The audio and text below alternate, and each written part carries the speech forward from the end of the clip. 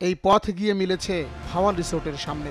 এখানে বিশাল এলাকা জুড়ে ভিনদেশি আমেজে তৈরি হয়েছে রিসোর্ট ও স্পা সেন্টার।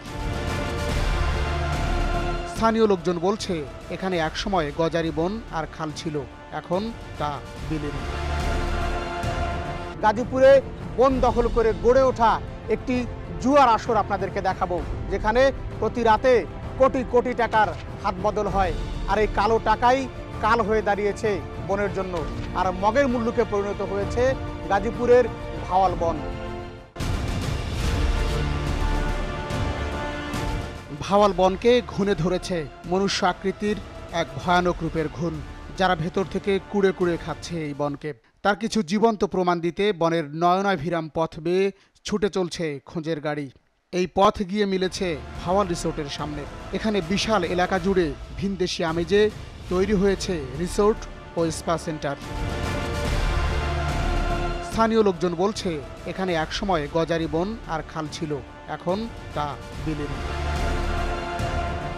খাল মানে কাইট বইরা, তারপরে ওই যে আবার বন আছে, বন কাইটা খাল বানাই দিছে। পাটেক্স কোম্পানি তো বহুত উপরে হাত আছে, ওরা মানে ফরেস্টারে টেয়া দিয়া এভাবে মানে যা দরকার তাই নিয়ে নিতেছে।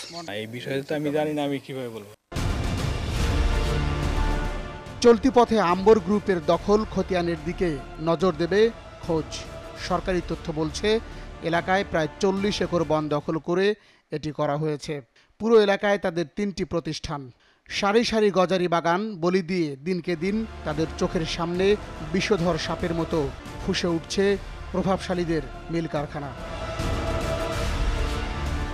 এলাকায় এখানে আমার জন্য আম্বার কটন মিল, আর এটা যেভাবে আমাকে জবাবদিহি করতেছে এটা তো আমি বলতে পারবো না। খোঁজের ক্যামেরা তাক করে আছে বনের দিকে। হঠাৎ বনের ভিতরে দেখা গেল কিছু এলোমেলো ঘর। পাশে বেশ কটি বিলাসবহুল গাড়িও রাখা আছে। আমাদের গাড়ি ওই রাস্তায় ঢুকতে চাইলে রাস্তার মুখে বসে থাকা দুজন লোক এসে বাধা দেয়। অনুসন্ধানী মনে খটকা লাগে, কি হচ্ছে এখানে? জানা গেল ভাওয়াল বনে জুয়ার বোর্ডের এক ভয়ানক তথ্য। ঢাকাসহ সারা দেশ থেকে এখানে জুয়ারিরা আসে, আর প্রতিদিন কোটি কোটি টাকার হাত বদল হয়। প্রভাবশালী কাপাসিয়ার আরিফের জুয়ার আসর এটি। প্রায় 1 বছর ধরে প্রশাসনের নাকের ডগায় রমরমা ব্যবসা করছে সে। ভিতরে কেন যাওয়া যাবে না? আপনারা দাঁড়ান, আপনি খবর দিয়ে আসুন। কে চালায় এটা বলুন তো? আরিফ ভাই, বুঝছেন? বাকবিতণ্ডার এক পর্যায়ে ভেতর থেকে বেরিয়ে আসে একজন। খোঁজকে ম্যানেজ করার চেষ্টায় ব্যস্ত হয়ে পড়ে তারা। আইসের বেশ ভালো করেন, আমরা ওই যে আপনারা যতটুকু সম্মান করার লাগে করুন।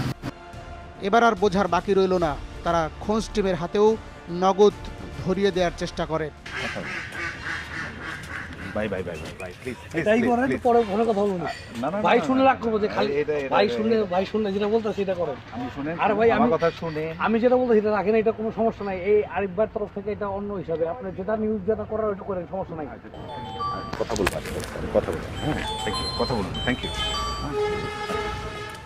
ভাই পরে ভাই শুনলে রাগ করবো।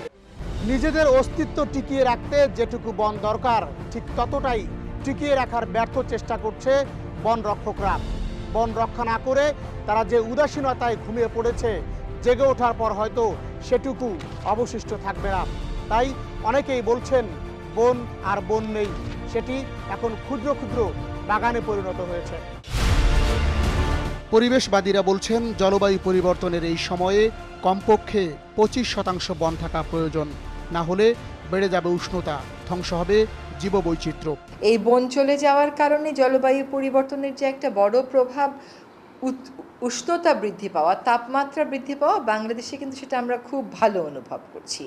বন্যপ্রাণীর আবাসস্থল ধ্বংস হয়ে যাচ্ছে, যেটি আমাদের সাংবিধানিক যে প্রতিশ্রুতি যে আমরা বন্যপ্রাণী এবং জীববৈচিত্র্য রক্ষায় কাজ করব, তার বিরুদ্ধে যাচ্ছে। তাদের মতে বনভূমি আর বন এক কথা নয়। এখনও ঔপনিবেশিক আইন দিয়েই চলছে বন বিভাগ।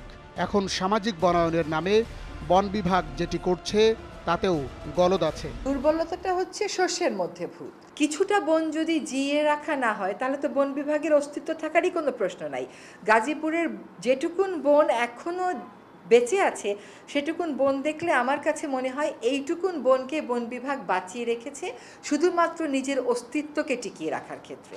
টিকিয়ে রাখার জন্য। বেশিরভাগ বনই তো ওখানে শিল্প প্রতিষ্ঠান এবং ব্যক্তি কর্তৃক দখল হয়ে গেছে।